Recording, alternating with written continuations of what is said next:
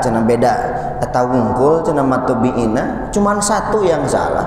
Kok terlalu detail seperti itu? Nggak boleh ya, nggak boleh dianggap sepele. Justru jangan dibiasakan. Kalau seandainya merasa sepele, jangan dibiasakan, akan menumpuk kesalahannya. Juga sama dengan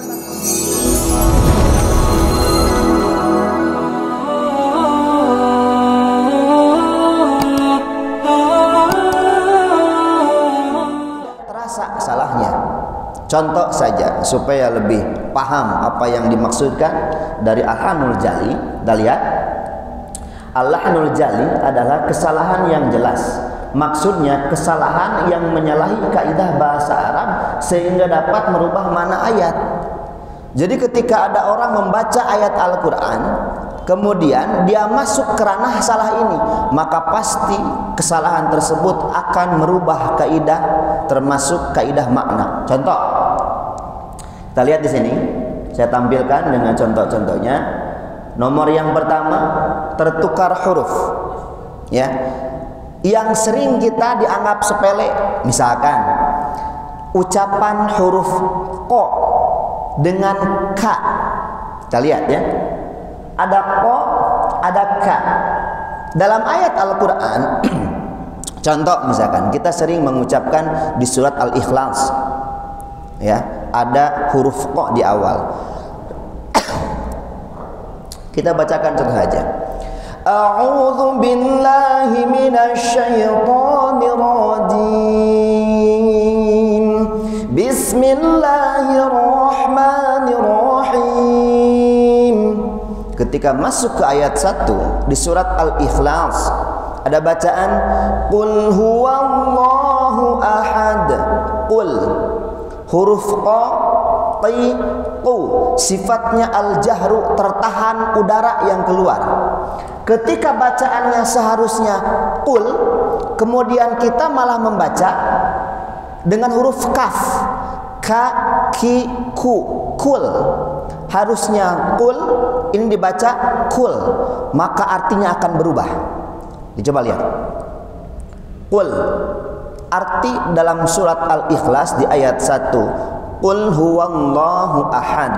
Qul, katakanlah olehmu Muhammad sallallahu alaihi wasallam, huwallahu, dialah Allah, ahadun, yang maha esa, yang satu.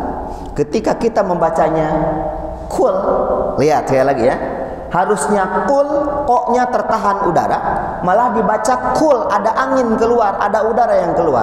Artinya bukan lagi katakanlah, tapi makanlah. Ini kalau kita baca contoh, Bismillahirrahmanirrahim, kul. Nah, bukan lagi kul tapi kul, kul huwallahu ahad, maka artinya makanlah olehmu Muhammad, dialah Allah yang maha esa. Bahasanakan tepira sahurup salah, itu kan, maka maknanya salah. Tapi awas, na'udzubillahi min dzalik, jangan dibiasakan ya. Jadi kul, saya kasih contoh saja. Di sini ada, sudah saya siapkan perbedaan antara pengucapan ko dengan ka, ya. Kita lihat di sini.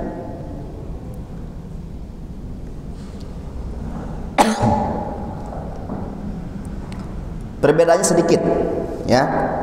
Ini huruf ko tanpa ada udara yang keluar, ko, ti, ku. Kemudian yang ka di sini tempatnya ada anginnya, ka, ki, ku. Yang ini ko, ti, ku, yang ini ka, ki, ku. Sifatul huruf yang ada di kedua huruf ini berbeda. Kalau ko, tertahan udara jangan sampai keluar, sifatnya al-jahru atau al-jahr. Ko, ti, ku. Kalau ka, al-hamsu, al-hamas, keluarnya angin atau udara. Ka, ki, ku. Coba kita sebutkan ko tanpa udara yang keluar. Coba ko. Pemirsa juga di penonton channel YouTube Belajar Mengaji, ya, silakan ikuti di rumahnya atau di tempatnya masing-masing atau jamaah di sini. Coba kita belajar mengucapkan huruf ko yang tanpa ada angin itu. Ko, qi, qu. Coba qa, qi, qu, baqa. Nah, sekarang yang ada anginnya ka, ka, ki, ku, bak. Makanya ketika ada azan Allahu Akbar, nah, ini huruf kaf yang dianginkan, yang dikeluarkan sifat anginnya al-hamz. Allahu Akbar, Allahu Akbar. Gitunya, sifatnya gitu. Ya, kita kembali lagi ke kesalahan yang jelas.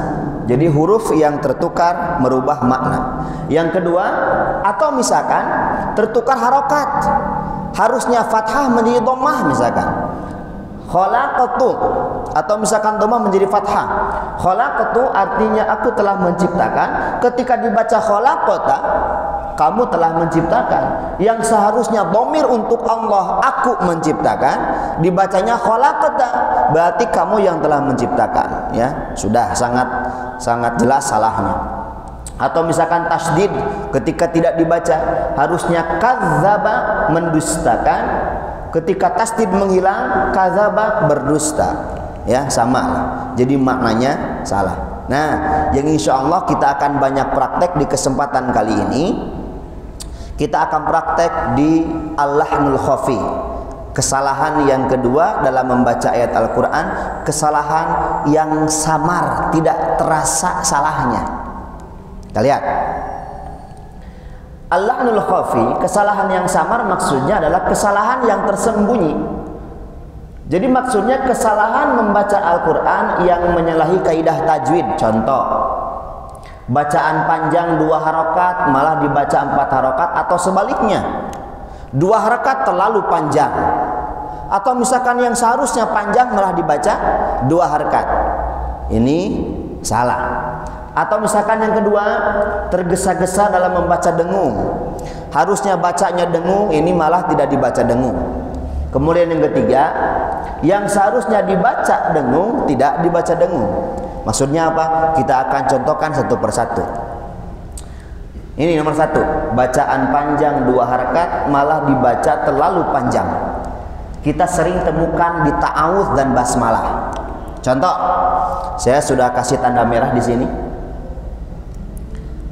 Pernah kan kita sering menagih gini, A'udzu billahi minasyaitonir rajim. Kita sering mendengar itu kan? Huruf fa terlalu panjang yang seharusnya matabi'i 2 harakat. Atau misalkan di sini terlalu panjang.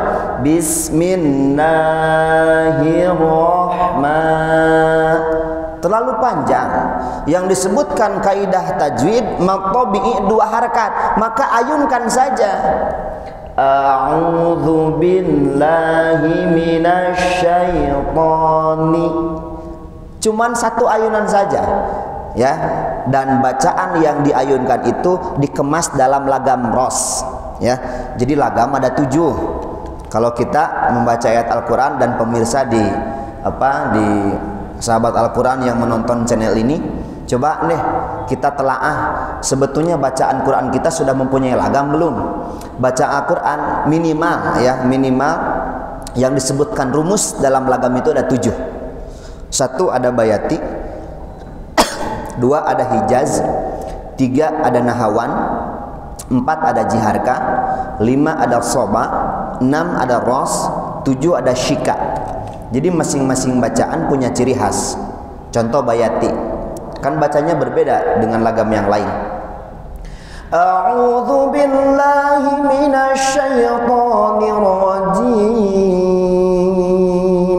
Bismillahirrahmanirrahim. Jadi ciri khasnya seperti orang yang sedang bercerita dan bawaannya sedih. Alhamdulillahi rabbil alamin, arrahmanir rahim, maliki yaumiddin. Itu bayati. Atau misalkan lagam hijaz.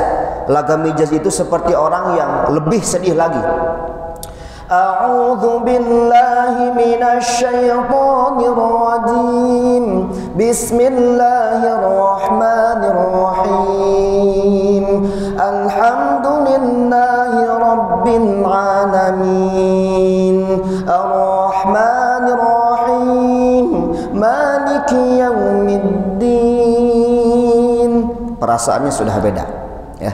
Kalau dicontohkan terlalu panjang ya. Nah, lagam yang ada di sini yang ciri khasnya mengayun itu ada di lagam yang keenam yang saya sebutkan, lagam ros. Ciri khasnya ayunkan. Contoh, A'udzu billahi minasyaitonir rajim. Jadi nggak boleh terlalu panjang di sini. A'udzu billahi minasyaitonir rajim. Sudah menyalahi kaidah tajwid di hukum maqtabi'i. Sepele iya ya, tapi justru yang menjadi masalah kita selalu menyepelekan.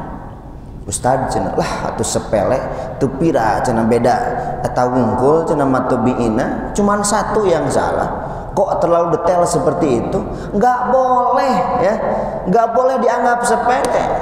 Justru jangan dibiasakan. Kalau seandainya merasa sepele jangan dibiasakan, akan menumpuk kesalahannya. Juga sama dengan basmalah. Bismillahirrahmanirrahim. Terlalu panjang. Sekali lagi saya contohkan. A'udzu billahi minasyaitonir rajim. Kemudian yang keduanya sama. Bismillahirrahmanirrahim. Ciri khas lagam ros, satu di ta'awudnya turun di akhir, kemudian naik di awal sampai akhir. Sekali lagi saya contohkan.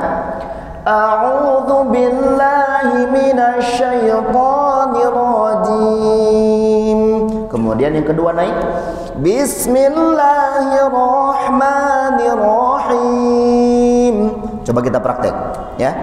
Diayunkan setiap maqtabi'inya. Silakan baik jamaah ataupun yang ada di pemirsa, sahabat Al-Quran yang menonton, kita ikuti saja. Sekali lagi saya contohkan. Ta'awudz dulu. A'udzu billahi minasyaitonir rajim. Coba bareng-bareng semuanya. 1, 2, 3. A'udzu billahi minasyaitonir rajim. Sama kita kontrol, kita ukur harkat di maqtabi yang kedua dengan nada yang naik. Contoh, Bismillahirrahmanirrahim. 1, 2, 3.